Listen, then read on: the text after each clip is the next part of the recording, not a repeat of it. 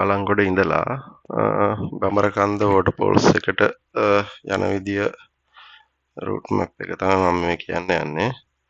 Balangoda town එකේ ඉඳලා බඹරකන්ද වෝටර්ෆෝල්ස් එකට කිලෝමීටර් 36ක් විතර පෙන්නනවා 37ක් වගේ. එතකොට අපි බලංගොඩ ටවුන් එකේ ඉඳලා පටන් අරගෙන බේස් හොස්පිටල් එක බලංගොඩ හොස්පිටල් එක පහු කරලා රත්මලවින්න පහු කරලා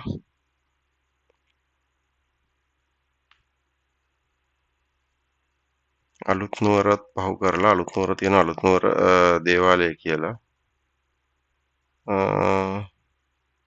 මෙතන මේ තියෙන කතරගම දේවාලය කියලා අලුත් නුවර කතරගම දේවාලය. ඒකත් මෙතන ප්‍රධාන පාරේ ඉඳලා කිලෝමීටරයක්වත් නැහැ ඇතුළට. ඒක විදිහකට මම ගේනවා උගල් අලුත් නුවර කතරගම දේවාලය කියලා පරණ දේවාලයක් තියෙනවා මෙතන. ඊට පස්සේ අපි එහෙම ඉස්සරහට යනකොට අපට අහු වෙනවා බෙලුහුල්ලෝය. මේ තියෙන බෙලුහුල්ලෝය මෙතනින් මේ යන්නේ පහළට. මේක මේ පාර තමයි බදුල්ල පාර. බලංගොඩ බදුල්ල කොළඹ බදුල්ල පාර තමයි මේ පාර. එතකොට මෙතන අපි කළුපහන හන්දියට එනවා මෙතන.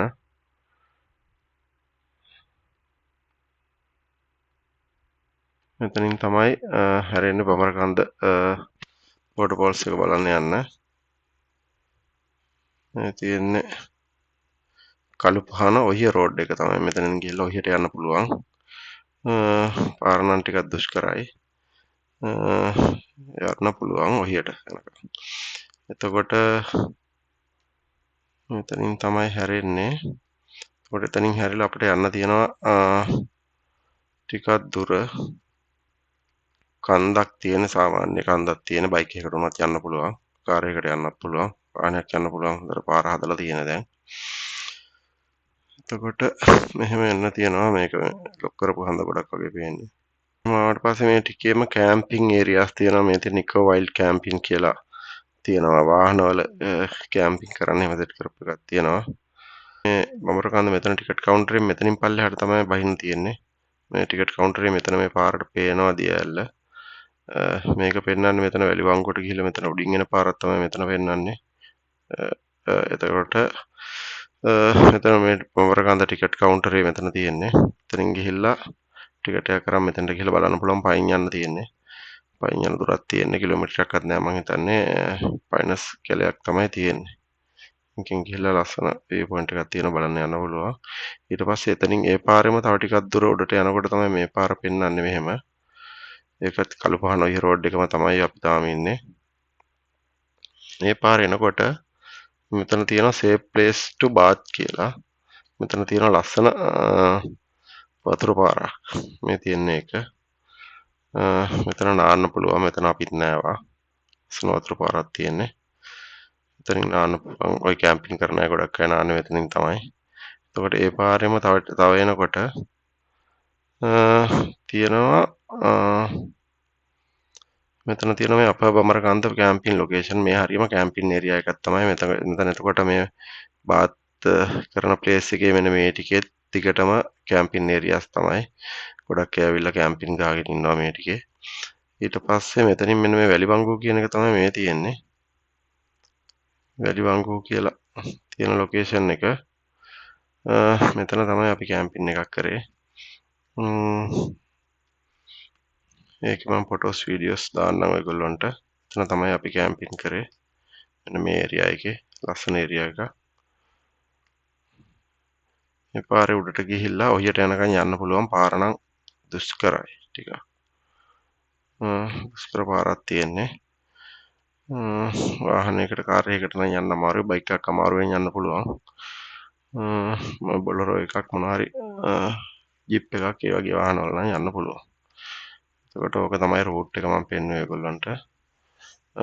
බලංගොඩ ඉඳලා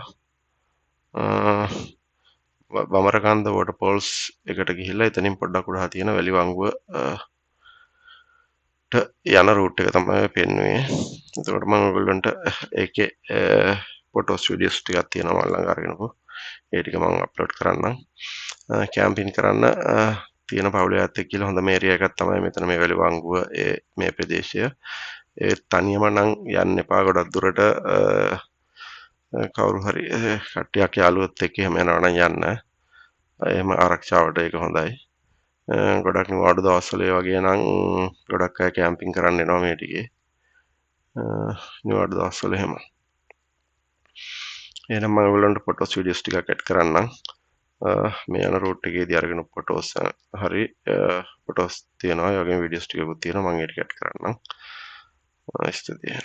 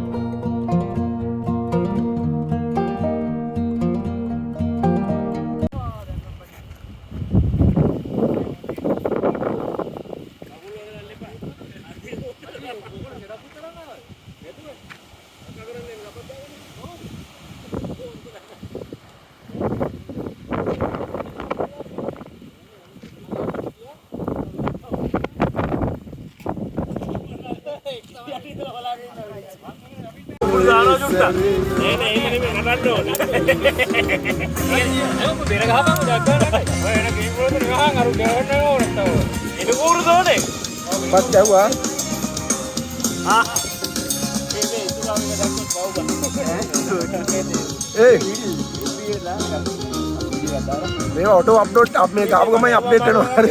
මේ ලයිව්ද? නෑ ඒ වගේ වැඩ කරන්නේ. ඒ කල්ලන එක තමයි ඊළඟ කාර්යය. අම්බෝ